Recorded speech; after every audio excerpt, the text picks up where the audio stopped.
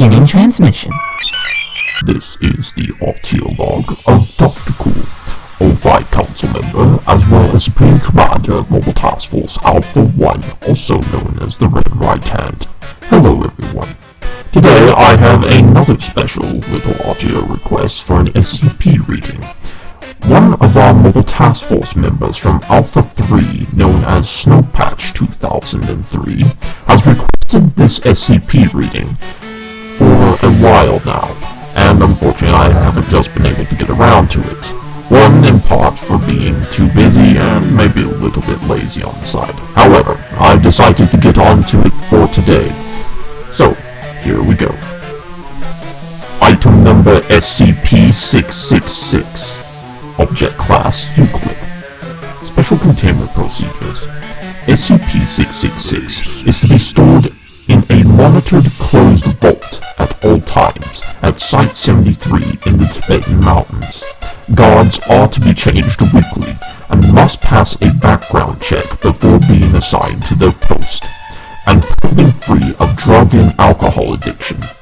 SCP-666 is only to be entered by D-Class personnel in approved testing procedures or approved Foundation researchers with Level 4 or higher security clearance. Non-D-Class personnel who enter SCP-666, whether or not they have been revealed a prior history of addiction, must be observed by a guard at all times. If they show any signs of being affected by SCP-666, they are to be removed immediately. Description: SCP-666 is a medium-sized Tibetan yurt made of tied wooden branches and covered in yak leather. The interior ceiling is 2.4 meters or 8 feet in height, and the base of the yurt is 9.14 meters or 30 feet. The hut is circular in shape. The interior of the yurt appears to be as crude as the outside to the majority of the observers, with a dirt floor. The branches that make up the yurt frame are wrapped in rabbit fur and tied with yak leather thongs. Periodically, SCP-666 will change its location within the confinement area. This will only happen when not under direct observation, but remote viewing gives the impression of an entity inside the structure, lifting it willfully, and moving it to its new position. To date, it has not been made any attempt to escape confinement. SCP-666 was discovered in 1973 by SCP operatives searching the mountain regions on report of several missing persons having returned from the area, giving similar explanations. Seeking shelter during harsh weather, the individuals would happen upon SCP-666 by seeming happenstance. Having gone out in similar conditions, the exploration team also were able to discover the yurt. Of the 3 operatives present, 2 experienced no ill effects. The third entered a stupor, experiencing vivid hallucinations and muttering incoherently to himself. Upon retrieval of the team, the yurt was recovered and taken to nearby Site 73 for further investigation. When an individual with no history of significant addictions enters the yurt remains dormant and seems to have no ill effects. D-Class personnel without a history of alcohol or narcotics abuse were able to sit inside the yurt for days at a time if provided proper nourishment, but did report a greater intensity in their dreams. Individuals who have a history of substance abuse, however, will experience a hallucinogenic effect when inside the structure. In all instances, the subjects report being in a location either from their memories or a corollary thereof, specifically a spot where their addiction was at its most intense. One subject reported finding himself in a dirty apartment with a prostitute named Chloe, with whom he frequently indulged in narcotics abuse. Another reported being in his own bathroom, with a computer set up significantly more intricate than he owned before his arrest for distribution of child pornography.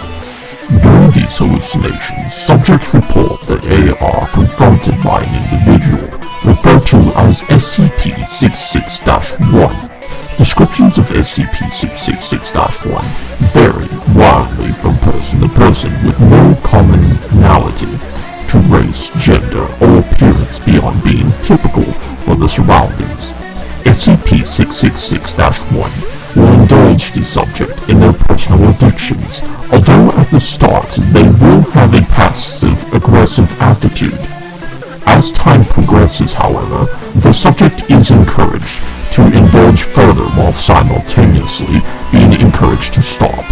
Should the subject show remorse or a strong desire to give up on their addiction, SCP-666-1 will slowly adopt a more generally friendly tone and continue the temptation with discouragement hallucinations. Approximately 94% of subjects who have gone through this form of hallucination to their end have been diagnosed as near complete removal of psychological addictions, though physical symptoms will persist through a natural withdrawal cycle. If the subject gives in to SCP-666-1's temptations, the entity becomes increasingly hostile. There is no set timetable nor degree of indulgence, but if left unchecked, SCP-666 will invariably begin assaulting the subject and forcing their vice upon them to levels of extreme overdose. If the subject is not forcibly removed from SCP-666 during this period, they will die. Cause of death is typical of their addiction. Where an alcoholic will suffer extreme kidney or liver failure, a cocaine user will develop cardiac dysrhythmia. A subject addicted to video games or television will suffer extreme muscle atrophy and health issues associated with a sedentary lifestyle, etc.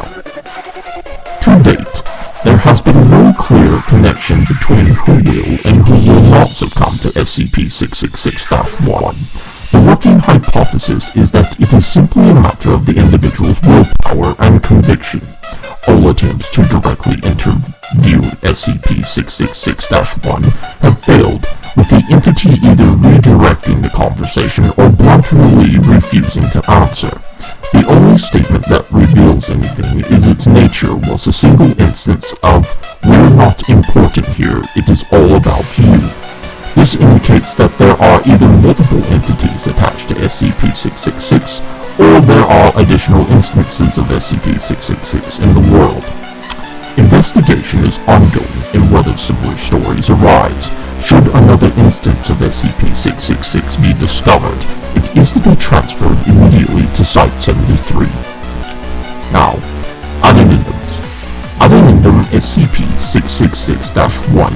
Nearly identical stories have recently arisen in remote areas in northern Canada, describing a Wendigo hunt. While unconfirmed, these similarities point to at least one additional instance of SCP-666 at large. Addendum SCP-666-2 interview log with test subject D14390 regarding experiences in SCP-666. Now, this audio file I will be playing for you, so here you go. Subject D14390, how are you feeling? Not bad, Doc. Not bad. Kinda want to take another nap in the tent. Well, that's what we're here to talk about. Please describe your experience inside of SCP-666. No sweat there, Doc. See, I just stroll in like you said, have myself a seat. Next thing I know, I'm in this hole in the wall back home and with this sweet bitch, Chloe. Chloe? Oh yeah.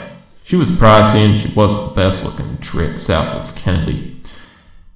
But she had some connections. Never did meet up with her once that we weren't getting high. Very well. Please describe the scenario for me. Well, it was her apartment, right? Kinda dingy, a little messy, like she hadn't cleaned up in a couple of weeks. But I wasn't there for the scenery, you know? So I dropped my cash off on the living room table and we headed to the bedroom. I shoot up with her, use my own needle, of course, and then we get freaky. I mean, we did everything under the sun and a couple that never saw the light of day.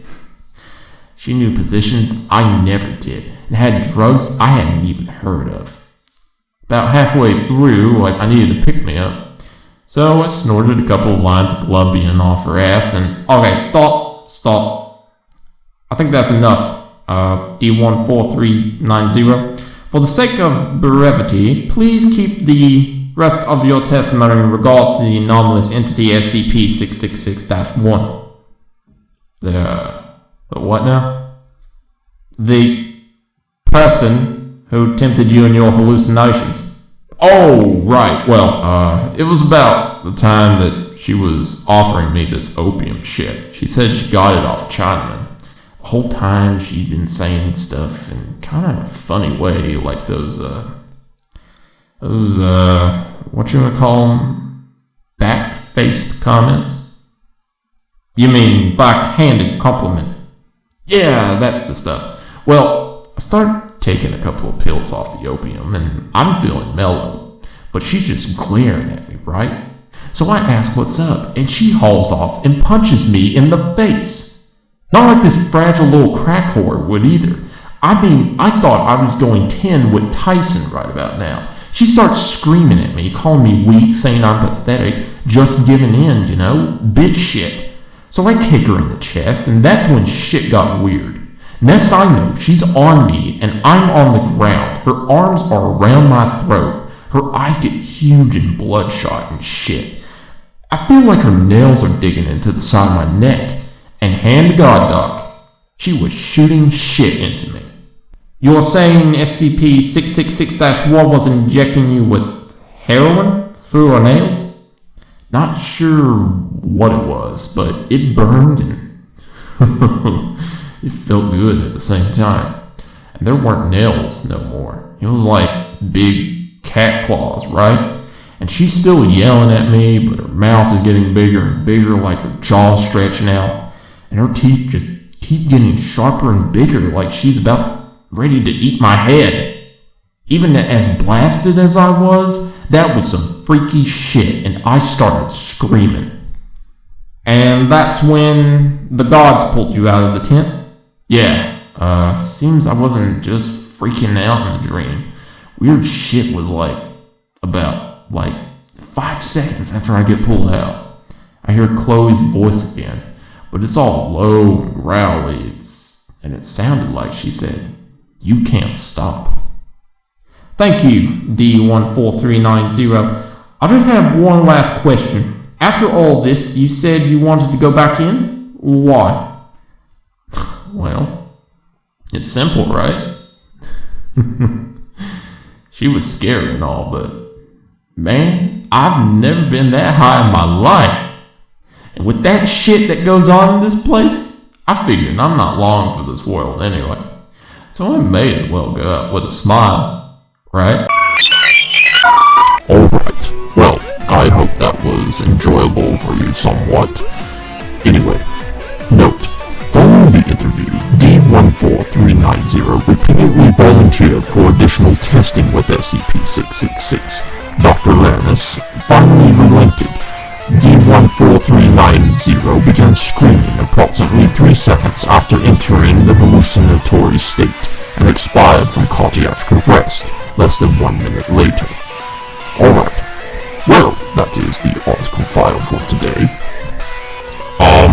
Thank you, Snowpatch2003, for the request. I'm sorry that it took so long, but like always, I always make sure to get my article files done eventually. And I still have many more, of course. But, anyway, thank you so much. Please support this series as much as you can. I know that many of you have many requests, and I will get to them.